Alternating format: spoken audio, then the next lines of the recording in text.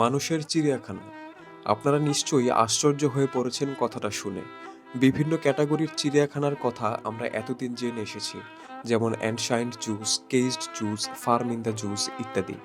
১৯ এবং ২০ শতকের দিকে পশ্চিমা সমাজের শ্রেষ্ঠত্বকে বোঝানো এবং আফ্রিকার প্রান্তিক জনগোষ্ঠীদের সাংস্কৃতিক নিম্নস্তরতা প্রদর্শন করে তাদেরকে বর্বর উপস্থাপন করার জন্য এই মানব চিড়িয়াখানা চালু করা হয়।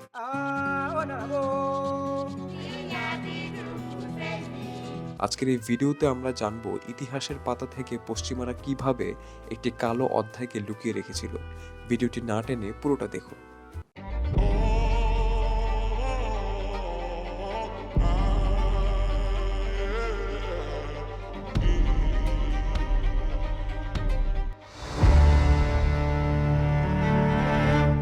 মানব চিড়িয়াখানা বা হিউম্যান জু শব্দটি তৎকালীন সময়ে ব্যবহৃত হয়নি। সে সময় মানুষ প্রদর্শনীর এই শোগুলিকে ফ্রিক শোজ নামে প্রচার করা হতো।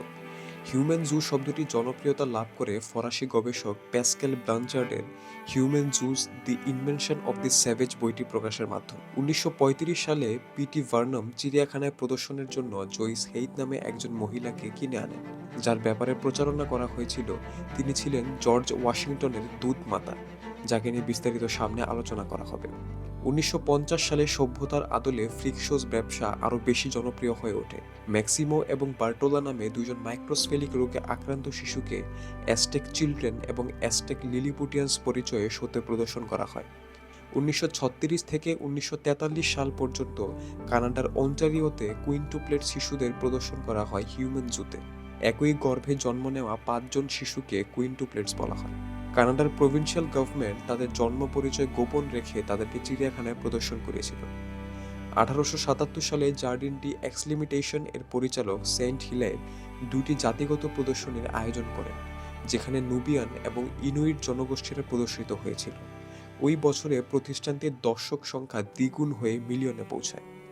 এই প্রদর্শনীগুলো এতটাই সফল হয়েছিল যে ১৮৭৮ এবং ১৮৮৯ সালের প্যারিসের বিশ্ব প্রদর্শনীতে অন্তর্ভুক্ত করা হয়, যেখানে একটি নিগ্রো গ্রামকে চিড়িয়াখানা হিসেবে দেখানো হয়েছিল। ৮৯ এর বিশ্ব প্রদর্শনী ২৮ মিলিয়ন দর্শককে আকৃষ্ট করেছিল, যেখানে ২০০ জন আদিবাসীকে প্রধান আকর্ষণ হিসেবে রাখা হয়। চিড়িয়াখানায় প্রদর্শিত মানুষদের ব্যাপারে আমরা তেমন কিছুই জানি না, তবে ওটাবেঙ্গা নামক একজন যুবক খুবই আলোচিত হয়েছে হিউম্যান জু ইস্যুতে।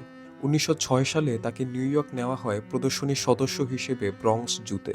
ওটাবেঙ্গা ভেবেছিল তাকে নেওয়া হয়েছে হাতির রক্ষণাবেক্ষণের জন্য, কিন্তু সেখানে তাকে থাকতে দেওয়া হয়েছিল বানরের সাথে। চিড়িয়াখানা থেকে বের হবার পর ১৯১৬ সালে বুকে গুলি করে ওটাবেঙ্গা আত্মহত্যা করে। ১৮৩৫ সালের ১০ আগস্ট জয়িস হেইথকে প্রদর্শন করা হয় নিউ ইয়র্কের নিব্লোজ গার্ডেনে। তাকে যখন প্রদর্শন করা হয় তখন সে তার জীবনের শেষ ধাপে চলে এসেছিল, অন্ধপ্রায়, প্যারালাইজড, কখনো কখনো ডান হাত নাড়াতে পারত। ভার্নুম তার ব্যাপারে মিথ্যা প্রচারণা চালিয়েছিল যে হেইথ ১৬১ বছরের একজন বয়স্কা মহিলা, যিনি একসময় আমেরিকার প্রেসিডেন্ট জর্জ ওয়াশিংটনের নার্সিং মামি বা দুধ মা ছিলেন। তাকে যখন দর্শকদের সামনে আনা হয় তাকে দেখে অনেকেই তার বয়সকে অস্বীকার করেছিল। হ্যারিয়েট ওয়াশিংটন লিখেছেন, হেইথ এর দাঁতগুলো তুলে ফেলা হয়েছিল যেন তার বয়স বেশি বোঝা যায়। সভ্যতার আধুনিকতায় আমরা আজ ভাবছি কতটা ভয়ঙ্কর ছিল তখনকার সময়, কিন্তু গভীরভাবে আরেকটু পর্যবেক্ষণ করলে দেখা যায় যে ২০ বছর আগেও মানুষের ভেতর এ ধরনের প্রদর্শনী বিদ্যমান ছিল। ২০০৫ সালের জার্মানির আউসবার্গ জু কর্তৃপক্ষ আফ্রিকান একটি গ্রাম চিড়িয়াখানা হিসেবে প্রদর্শন করে, যেখানে আফ্রিকানদের সংস্কৃতি এবং কারুকার্য দেখানো হয়।